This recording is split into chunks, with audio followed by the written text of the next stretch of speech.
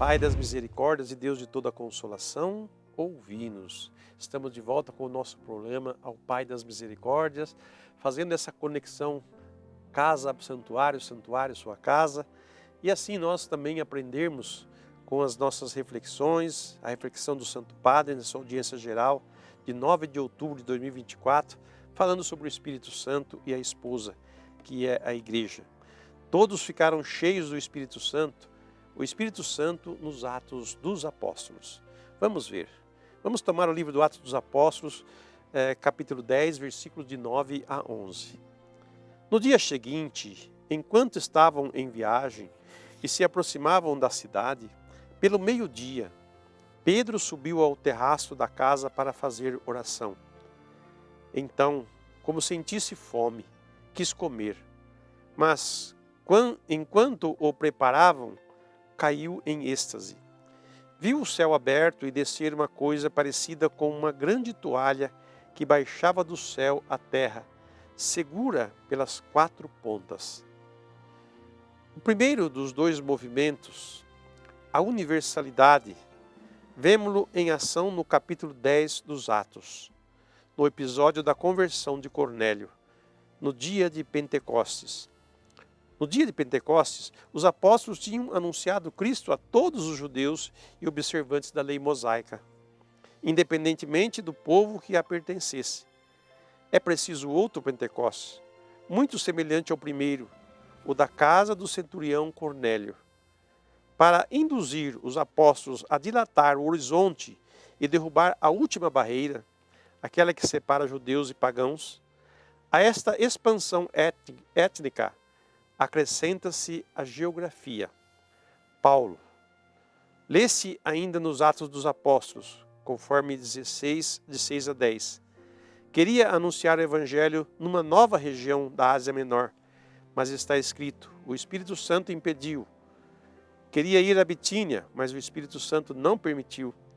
Descobre-se imediatamente a razão dessas surpreendentes proibições do Espírito. No dia seguinte, em sonho, o apóstolo recebeu a ordem de passar a Macedônia. Assim, o Evangelho saiu da Ásia Natal e entrou na Europa. Este livro do Atos dos Apóstolos, em que narra esta situação em que Pedro vai rezar no terraço, é uma coisa interessante na Palestina, lá na Terra Santa, né? As casas são poucas que têm telhado, porque lá é difícil chover, é deserto. Então é um terraço que tem em cima. E as pessoas, quando querem rezar, elas sobem ao terraço, né? Se tiver um morro ali perto, uma montanha, algumas sobem a montanha para rezar.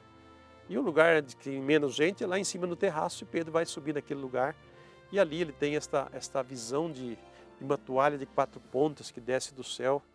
E para quem já leu esse trecho, ali mostra vários tipos de animais que não eram puros, né? Vários tipos de animais impuros. E uma voz dizia para ele, coma Pedro, coma, né? Porque ele estava com fome. Ele diz, não, de modo algum entrará qualquer coisa impura em mim, né? E essa toalha se desce e sobe várias vezes. E Pedro sempre dizendo que nada de impuro vai entrar nele. E aí o anjo lhe diz que aquilo que Deus purificou, né, não é mais impuro. O povo pagão, que era tido como um povo impuro, e que agora recebendo o Espírito Santo, se torna um povo puro. Então ele deixa de ter essa categoria. Porque o Evangelho ia chegar até eles, e eles iam dar uma resposta ao Evangelho. Na resposta que eles dão ao Evangelho, o Espírito Santo os purifica, os renova, os recolhe, faz parte do povo de Deus, né? Se havia uma discrepância entre pagãos e judeus, né? No dia de Pentecostes, todos ouviram a palavra de Deus, todos ouviram o anúncio dos apóstolos, todos ficaram encantados com o que ouviram. E isso já foi uma difusão do Evangelho, porque os povos que estavam ali já saiu contando para todo mundo, olha, aconteceu isso lá em Jerusalém, né? Os discípulos de um tal Jesus de Nazaré, que morreu, que ressuscitou e que derramou o Espírito Santo e falou de nós da misericórdia de Deus, do amor dele por nós. Então, e eles foram divulgando essa notícia. E Pedro, quando sai da cidade e vai para Jope, né? E lá ele encontra na casa de Cornélio, e é onde ele vai anunciar o Evangelho, e eles são cheios do Espírito Santo. Então, nesse sentido, a salvação que Deus oferece, né, destrói esse conceito de impuro, né? Porque é Deus quem purifica, não tem outro que possa purificar-nos. É Deus quem purifica. Então, se eu estou impuro, eu preciso ser purificado. E quem me purifica? O sangue de Jesus na cruz. Como católico, o que me purifica, né? A minha conversão, meu abandono do pecado, a minha confissão sacramental, né? Ir lá à igreja, dizer ao sacerdote, meus pecados são esses, dos quais estou arrependido, né? E faço o compromisso de mudar de vida, de não pecar mais. O sacerdote simplesmente ministra, né, o perdão dos pecados, e você sai dali purificado. Então não é nada de impuro que Deus não possa purificar. E quando se trata da humanidade, da pessoa humana, ele purifica todos os que dele se aproximam e creem nele e aceitam a sua palavra de salvação. Então assim o Espírito Santo conduz a igreja. Ela vai conduzindo o seu povo, né? E esse discernimento não é uma pessoa que faz sozinha, não, né? Mas é a comunidade de fé. Quando a gente faz parte de uma comunidade e a gente tem uma inspiração de Deus, a gente leva essa inspiração para a comunidade. Se a comunidade discernir que aquilo é de Deus, a gente vai para frente. Se não for, então não adianta querer insistir, porque a comunidade é que faz o discernimento daquilo que é de Deus e não é de Deus. E assim os apóstolos foram também aprendendo. Imagina quantas situações eles encontraram no caminho, né?